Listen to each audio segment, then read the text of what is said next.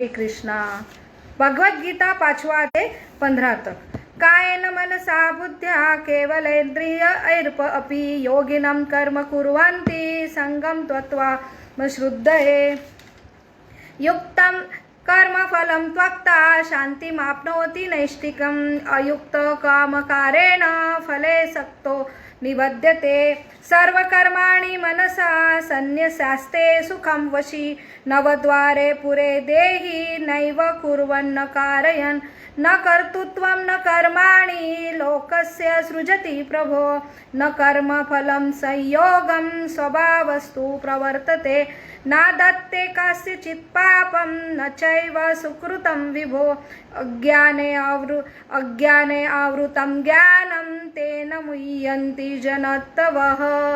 तो यहाँ पे बहुत ही सुंदर तात्पर्य है कि कर्मयोग जो अध्याय का शीर्षक है, तो ज्ञान योग जो चौथा अध्याय का शीर्षक था, ज्ञान प्राप्त होने के बाद कि कैसे कर्म के फल की आसक्ति के लिए यहाँ पे जो जीवात्मा इस भौतिक जगत में अटका है, तो वही एक शांति का सूत्र है जो ज्ञान प्राप्त होने के बाद उसने वो, जैसे हम ज्ञान प्राप्त करते हैं तो विज्ञान में अपने जो स्वयं व्यवहार में लाना चाहिए वही एक कर्मयोग कहलाता है और उसे ही कृष्ण भावनामृत जो कर्म कहलाते हैं। तो यहाँ पे ऐसा व्यक्ति जो हमने देखा है 10वें श्लोक में 5वें अध्याय में भगवान कहते हैं कि कर्म यही दुख का कारण है और कर्म की वजह से बन जाता है। और ये लेकिन जो व्यक्ति भगवान के प्रसन्न के लिए काम करता है, भगवान को समझता है, तो ऐसा व्यक्ति कर्म करते हुए भी कर्म से अनासक्त होता है और कर्म के बंधन में अटकता नहीं है। जैसे एक कमल का जो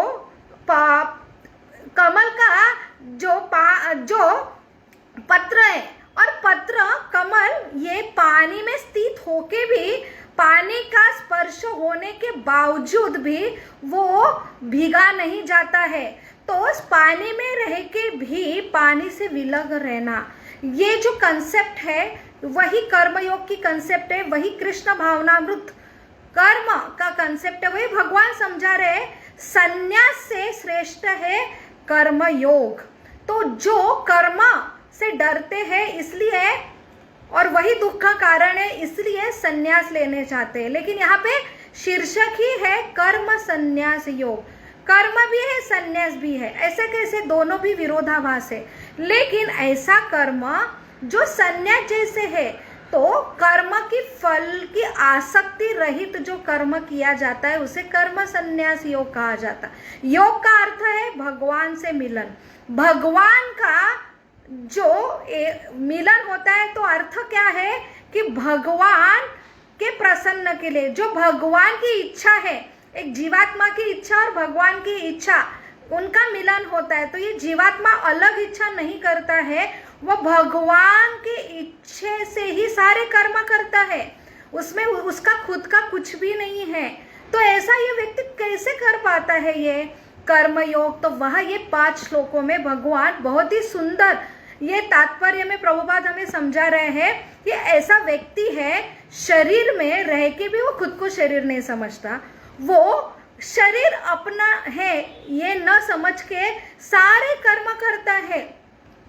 तो इंद्रिय के सारे कर्म करता है लेकिन वो उससे अनासक्त रह के करता है। और ऐसा व्यक्ति ये हमेशा शांति को प्राप्त करता है, कर्म भी करता है लेकिन वो कर्म करते हुए ना बंधन में अटकता है और बहुत ही सुख शांति में रहता है। जैसे 13वें अध्याय में 9 द्वार का उल्लेख है कि ये 9 द्वार जो है, 2 आंखें, 2 नासिका, 2 कर्ण, एक जो है हमारा जो मुख है और जनेन्द्रिया और गुदद्वार द्वार, ये 9 जो द्वार ये शरीर के बोला जाता है। तो मायावादी लोग जो ये भौतिक जगत को मिथ्या बोलते हैं और ये भौतिक जगत ही दुख का कारण है, इसलिए वो ये शरीर जो है उससे घृणा करते हैं, इसलिए उस कर्म से भी घृणा करते हैं और इससे वो अलिप्त रह के भगवान से जो है एक रूप होना चाहते ब्रह्म ज्योति में। लेकिन कृष्ण भावनामृत कर्म करने वाला कर्म योगी, ये भक्ति योग है जिसमें वो ये इंद्रिय को, ये शरीर को घृणा नहीं करता है। यही 9 द्वार जो दुख का कारण है, वही 9 द्वार में स्थित होके बहुत ही आनंदित रहता है। और ये जो समझता है कि मैं कौन हूँ, भगवान कौन है, वो एक रूपता का भी एक रूप कब होंगे, जब दोनों समान होंगे। लेकिन भक्ति योग में भक्ति से ही भगवान को पहचाना जाता है। तो ये जीवात्मा भगवान विभु है, संपूर्ण है, और जीवात्मा खुद की पहचान समझता, वो शाश्वत है भगवान जैसा, लेकिन वो सिर्फ अणु है। तो उनमें ये जो क्या भेद है, वो ये भक्ति योग में स्थित व्यक्ति समझता है कि वो ना कर्म फल के लिए जो है उसके वजह से कर्म होते हैं, उसके लिए वो जवाबदार नहीं है। ये कर्म जिसके दूसरे द्वारा जो उसके ऊपर, अगर हम बोलते हैं कि मेरे ऊपर अन्याय हो रहा है और वो व्यक्ति को हम दोष देते हैं, तो यहाँ पे कर्म का सिद्धांत आता है। जो कर्म है 4 चीजों से होता है, जो हमारे प्रारब्ध है, जिसके वजह से सामने वाला व्यक्ति और हम वो कर्म बाध्य करने के लिए वो बाधित होते हैं। हमारे जो त्रिगुण रजो तमो सत्व गुण वो हावी होके वो कर्म हमसे करवाते। और यह आज की ये कर्ता जो करता है उसकी इच्छा भी बहुत जरूरी है। तो वो इच्छा, जो त्रिगुणात्मक शक्ति, हमारे प्रारब्ध, हमारे इंद्रिय जिससे ये कर्म होता है, वो चौथा फैक्टर है। 5वां जो है अल्टीमेटली भगवान का सैंक्शन। तो इसमें वो बहुत ही ज्ञान में स्थित होता है। तो यहाँ पे कर्म की सृजन भी नहीं करता है और किसी कर्म के लिए वो कोई भी जवाबदारी नहीं है। तो ऐसा लगता है कि सही में अगर सब कुछ भगवान के द्वारा ही हो रहा है, तो फिर अगर कोई बुरे कर्म कोई करता है तो उसका भी रिस्पॉन्सिबल भगवान है। तो अगला 15वें श्लोक में बहुत क्लियर कट कंसेप्ट आता है कि नहीं, भगवान जो जीवात्मा को कर्म करने के बाद जो अच्छे कर्म, उसको जो अच्छा बैलेंस है पुण्य कर्म, और जो बुरा कर्म है जो है पाप कर्म, दोनों के लिए उत्तरदायित्व नहीं है। तो यहाँ पे कंफ्यूजन होता है। एक जगह भगवान हमें कहते हैं तत्व ज्ञान में कि कर्म करने वाले का कर्तृत्व कुछ भी नहीं है, वो सृजन भी नहीं करता कोई कर्म का। फिर जो कर्म के फल है उससे जो कुछ निगेटिव, हम तो पॉजिटिवली के लिए हम अगर अच्छा होता है तो हम क्रेडिट लेते हैं, लेकिन कुछ भी बुरा होता है ना अनएक्सपेक्टेडली, तो फिर नास्तिक भी व्यक्ति भगवान को दोष देता कि ऐसा है तो ये भगवान ने ही किया है। तो यहाँ पे ये कंसेप्ट आता है कि भगवान इसके उत्तरदायित्व नहीं है।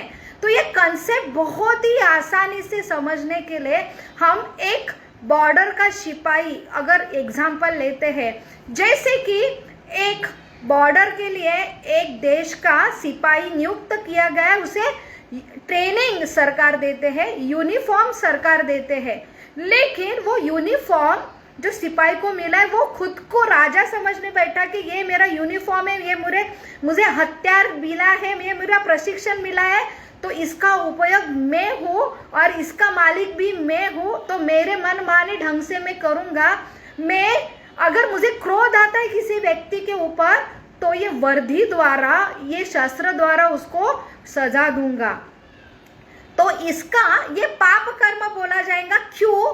क्योंकि सरकार ने वर्दी दी, सरकार ने प्रशिक्षण दिया, सरकार ने शस्त्र दिया, लेकिन सरकार के निर्देशन में इसने कर्म करना चाहिए, लेकिन वो ये भूल गया कि ये सब सरकार का है, लेकिन वो खुद को समझ रहा है कि ये मेरा है और मैं प्रशिक्षित हो गया तो अभी मेरे मन माने ढंग से मैं ये सब शस्त्र का यूज करूंगा। तो इसलिए अगर वो शस्त्र का यूज करके किसको मारता है तो उसे वो दंड किया जाता है, वो पाप कर्म है। और वो अगर अच्छे भी कर्म किसी रक्षा करता है तो उसे पुण्य कर्म मिलते हैं, लेकिन दोनों भी वो कौन सी चेतना में कर रहा है कि मुझे, मैंने, मेरा खुद समझ आए, तो ये बहुत ही गलत है। तो वही तो फिर हम देखेंगे ये बॉर्डर के कर्मचारी के नहीं, ये ना वर्दी, ये शस्त्र इसका रिस्पॉन्सिबल है, इसकी वजह से मुझे सजा मिली और इसकी वजह से मुझे अच्छा भी फल मिला। लेकिन सजा हम याद रखते हैं, और ये जो यूनिफॉर्म है, ये शस्त्र है, उसकी घृणा करता है, उसको त्याग करता है। तो यहाँ पे हम समझ सकते हैं कि जो सजा, जो रिस्पॉन्सिबिलिटी है जिसकी वजह से उसको सजा मिली है, ना शस्त्र है ना उसका यूनिफॉर्म है, बस उसका अज्ञान है।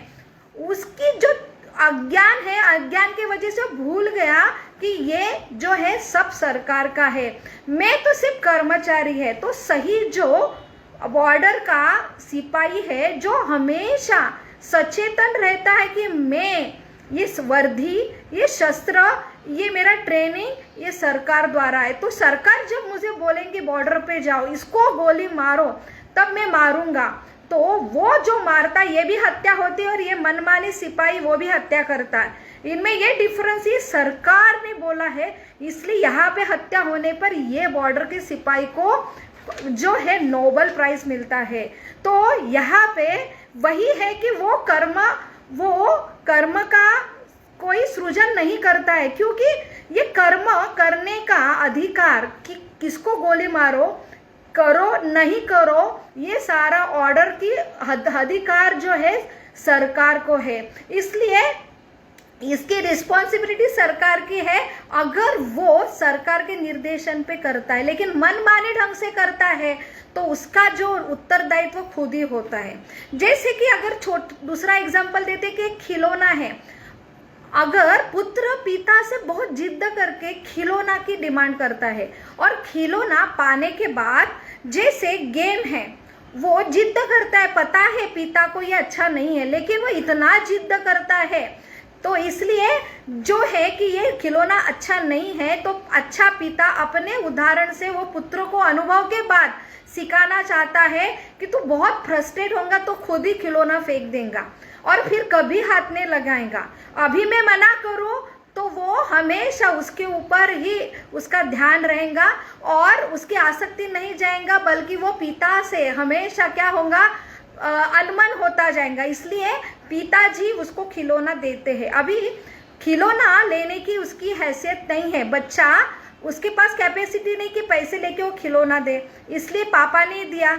और इलेक्ट्रिसिटी जो सप्लाई है गेम खेलने के लिए वो भी पापा की है, लेकिन अभी खेलते खेलते वो अच्छा पॉइंट मिलता है तो बहुत खुश होता है, अगर लॉस में जाता है तो बहुत ही डिप्रेस होता है।